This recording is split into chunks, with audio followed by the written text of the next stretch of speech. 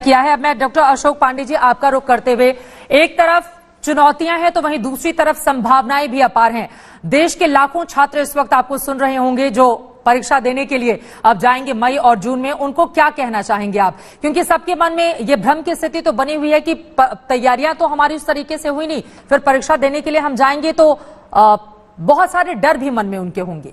Doctor Ashok Pandey ji, Chitra ji धन्यवाद। देखिए, परीक्षा का दूसरा नाम डर ही होता है, खास तौर से जो बोर्ड की परीक्षाएं हैं।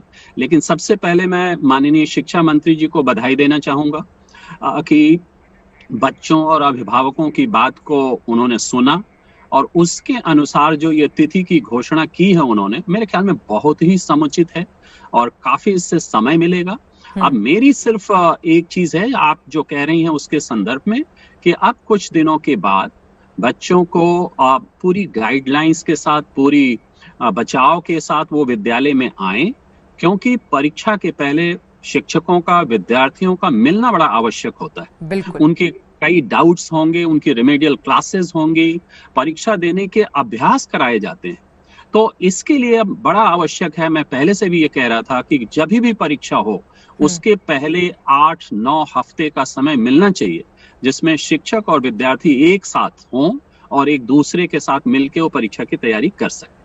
मतलब आप कह रहे हैं कि अगर ऐसा होता है तो इसके जरिए एक आत्मविश्वास भी छात्रों के भीतर डेवलप होगा, आप ये कहना चाह रहे हैं? जी हाँ, बिल्कुल यही मेरा मतलब है।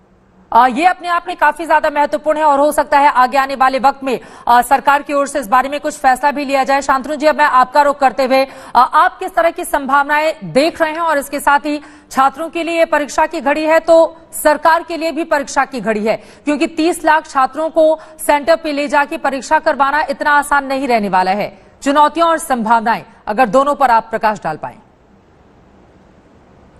जी चित्रा जी, पहले बात तो मैं पूरी तरह से सहमत हूं। जिस तरह से शिक्षा मंत्री जी को हमने सुना और जिस तरह से अशोक जी और प्रमोद जी ने कहा, मेरे ख्याल से इसमें चैलेंजेस भी हैं और इसमें अपॉर्चुनिटीज भी हैं हमारे लिए।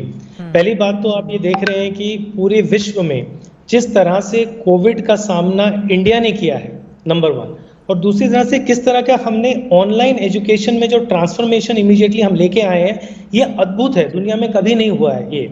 और कई महीनों से जितने भी स्कूल हैं वो अपनी तैयारी कर रहे हैं, अपने स्टैंडर्ड ऑपरेटिंग प्रोसेसेस बना रहे हैं, अपने ड्राई रन कर रहे हैं, अपने रिहर्सल कर रहे हैं कि जब स्कूल खुलेगा और जब परीक्षा होगी तो किन किन चीज़ों का ध्यान रखना पड़ेगा।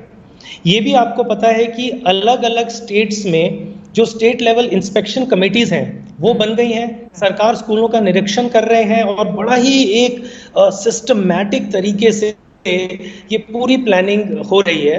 और जेईई और नीट के एग्जाम्स हो चुके हैं, तो मेरे ख्याल से कोई इसमें हमारे को कोई संकोच नहीं होना चाहिए कि अगर ये अब एग्जाम्स होंगे तो इसमें कोई भी ऐसा इशू आने वाला है।